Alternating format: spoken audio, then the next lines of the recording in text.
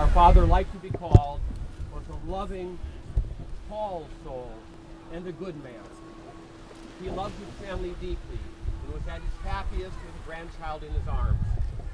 The hurt of his absence is still felt daily by his family and close friends. Charles John enjoyed many of the simpler things in life. He found pleasure and importance in being humbled by Mother Nature. He sought out life experiences that would enrich his environment as well as himself. He loved to volunteer and help others and often went without so others would not. He pursued the camaraderie and friendship of what he called good-hearted people. Certainly that meant he would have befriended some of you. He had a passion for warm weather and spirited conversation, and we believe he would have loved Key West. If he were here today, we're sure he would have gone to the beach, so when he talked to us in Michigan, he could rub it in that he spent his Thanksgiving on the beach. That would get a giggle out of Charles John. He loved to joke and laugh. We wish you'd all had a chance to get to know him. Charles John lives on in spirit and in our hearts. Tonight we're seeing him live again through the love and honor of those in attendance for him. Our father passed away as the sun went down, and somehow it seemed as if he'd waited to see one more sunset before he let go. Thank you for bringing our father's spirit alive to see one more sunset tonight. Trevor, Tyson, Erica, and Josh. And there are copies of this here if you'd like to take one home. Thank you. Thanks, Red. Thank you, Red. Join me in a song called Will the Circle Be Unbroken. The last two lines go, there's a better home awaiting in the sky, Lord, in the sky. I'd like to take the liberty and join me to say there's a better home awaiting and it's in the here and now. Better home awaiting what? And it's in the here and now.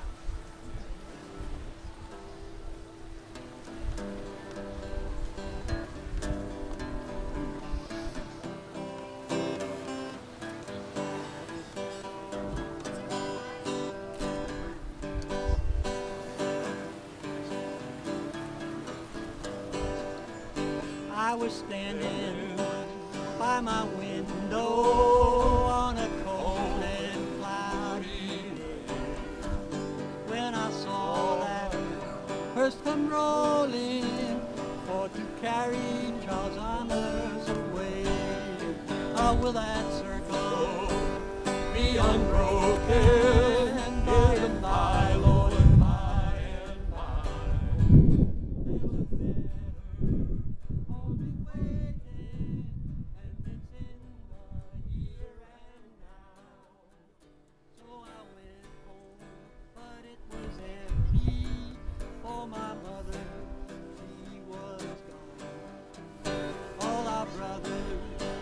Sisters crying, but we'll join with you before long. You know we will. Oh, will that circle be unbroken by and by, Lord, by and by?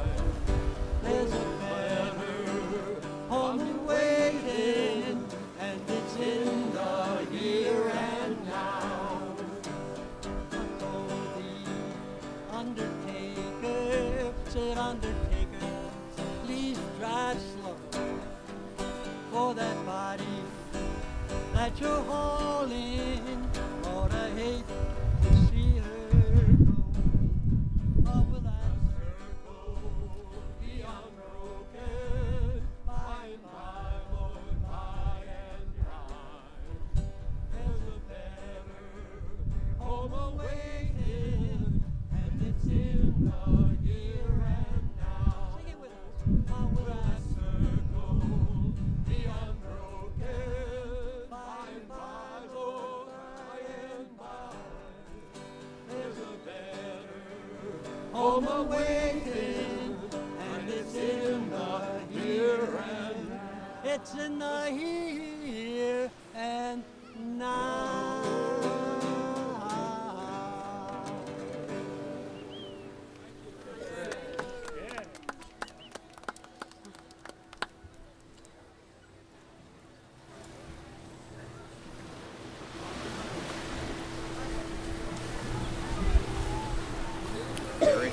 There's nothing more to say. I'd like to read something. Yeah. Would you? Yeah, come on up. This is Alex. Alex. Hello, everybody. This is John, our light bearer. Yeah. Thank you all for coming. This is something I wrote, an open letter and a prayer for Charles Eimers and his family. Dear Charles, a year ago today you came to our little island city. I did not know you personally, but like many of us, you dreamed of living in a tropical paradise. To wear flip-flops and t-shirts in January, soak up the sun on a beach, and maybe even make friends back home in the north a little bit jealous. Many of us happy, longtime citizens of Key West got here just like you, alone with not much money, but a dream that we could carve out a little piece of paradise for ourselves and live among Key West's one human family. We are here tonight trying to make sense of your tragic passing on this beach, where you might have wiggled your toes in the sand instead of losing your life in it. Many of us are confused and angered by this senseless loss of life, but we didn't gather here tonight to express anger. We are called here by the much stronger principle of love. Love is the common thread that weaves through us all. Without love, family, friends, and community could not exist. Every spiritual leader and prophet throughout history has love at the center of their tenets. Martin Luther King tells us, darkness cannot drive out darkness, only light can do that. And hate cannot drive out hate, only love can do that.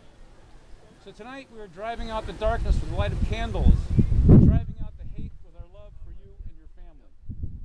Charles, I pray truth will prevail and that your family will find peace and acceptance. I pray that someday they can celebrate Thanksgiving and not have to relive this tragedy over and over again. I pray for the people gathered here and all of us that we never have to experience what you and your family have experienced. I pray that we can all live with compassion and empathy for all those we come in contact with and realize that we really are one human family. God bless you and your family, and God bless us all. Thank you, Alex. Thank you. Thank you.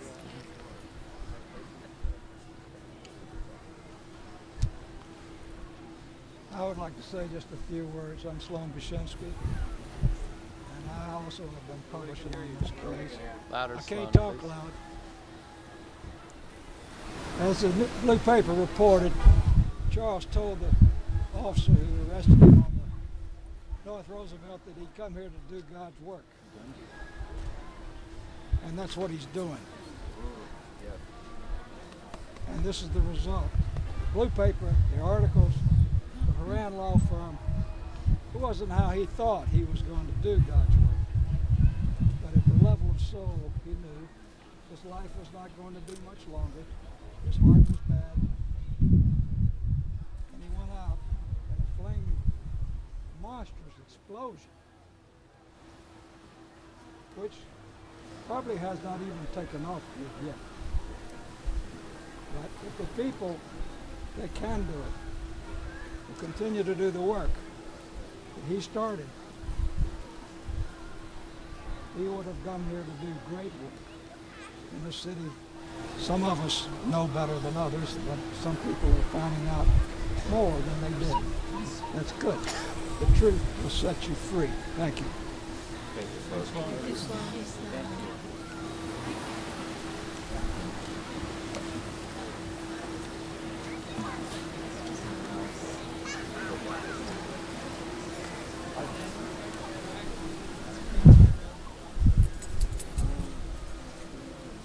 Anyone else? Say one word. One word is good. My name is Bruce Kelk. I just want to say Arnaud and Naja have done a fabulous job. You know, and thanks to them, my sister-in-law was across the street when this happened, and she told me about it. I made the call to Naja and Arnaud, and it's blown this thing wide open. So thank you, Naja and Arnaud, and rest in peace, Charles. Yes. Thank you, Charles. Where are they?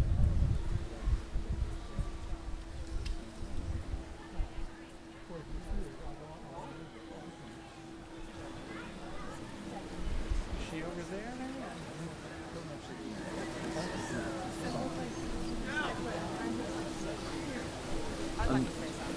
Come on Yeah, I up. have something I want to say. All right. It's out of context. If you see something, say something. Perfect. I like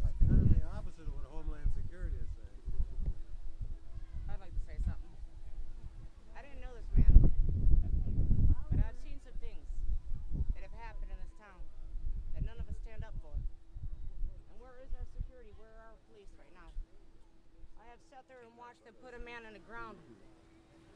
He's in a coma for 3 years, and he has a daughter. Not this gentleman. But they don't do nothing about this. And if we don't stand up as a community and as brothers and sisters, nobody's going to. This is unacceptable behavior. I'm sorry that I'm upset, but I've seen some things. I'm sorry if I'm crying about it, but bad things happen here.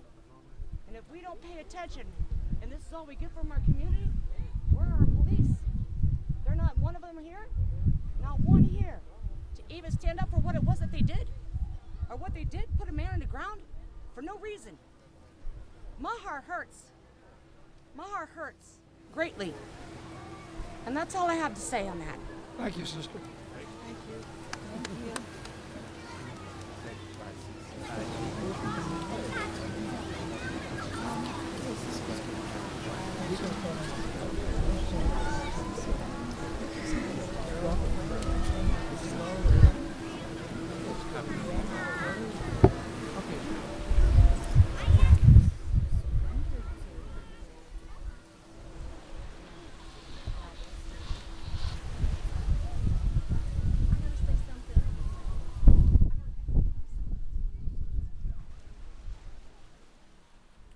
I think what happened to Mr. Eimers could have happened to any one of us because, well, I've only been here 20 years, but it seems like there's a initiation process into the island, and part of that is being homeless for a short time here and there. And he got he's almost like the sacrificial lamb, you know. We all, you know, he took the bullet, and this can't happen anymore. I think we should have a Charles Eimers Appreciation Day. I agree. Okay, that's my thought. And rest in peace, Mr. Eimers. We're never gonna forget you, and we're not gonna let them forget you either. I agree. God bless us, everyone.